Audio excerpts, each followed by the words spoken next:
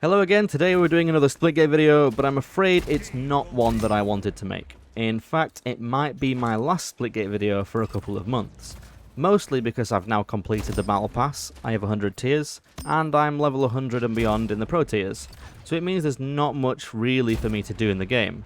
Additionally though, Splitgate themselves isn't providing much incentive to play, and recently there's also been some actions and choices that have left bad taste in a lot of players' mouths. The other day, Splitgate released a patch, which would supposedly help matchmaking and improve even matchups in exchange for longer wait times.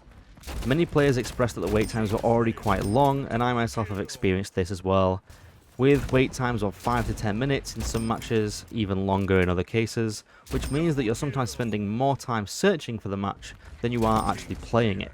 Sometimes, it's very bad. The even team statement also doesn't seem to be true, as I've been in matchups where it's an absolute landslide, and the other players are commenting on this too.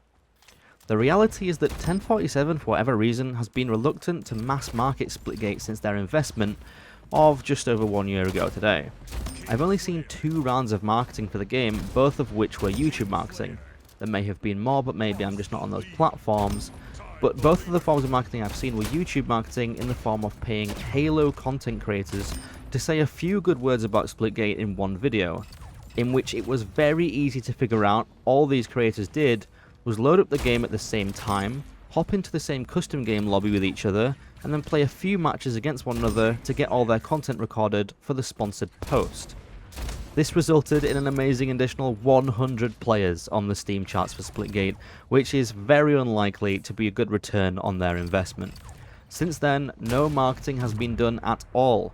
Despite the player base going down by 100 plus players each month on the Steam charts, or even more, and slowly on its way to returning to the original 300 players Splitgate had this time last year. The way things are heading, that number will be around in December of this year or the start of 2023, even though 1047 Games has millions in funding at this stage. For whatever reason, we've only seen a few 100,000 of it being spent, in which most of this went towards the esports side with the Pro Series. We had hundreds of thousands being up for grabs in the online tournaments and the Pro Series winnings. I think the current prize for Pro Series is 100,000, and we've had 2 seasons of this. While the game is on decline, bad decisions like this can't keep on being made. The community of casual players needs to grow, and then you convert those players into competitive fans. Otherwise, I think we're going to see a decrease in the prizing for the pro scene, as it's not going to bring in as much viewership. This has led to many players being worried, as, you know, some players rely on that income for their livelihoods. That is their job.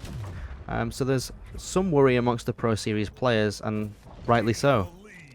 Splitgate's Twitter account also went on an unfollowing spree the other day, in which myself and several others who have played the game since its alpha stages and heavily promoted it were unfollowed and in some cases kicked from Discord servers.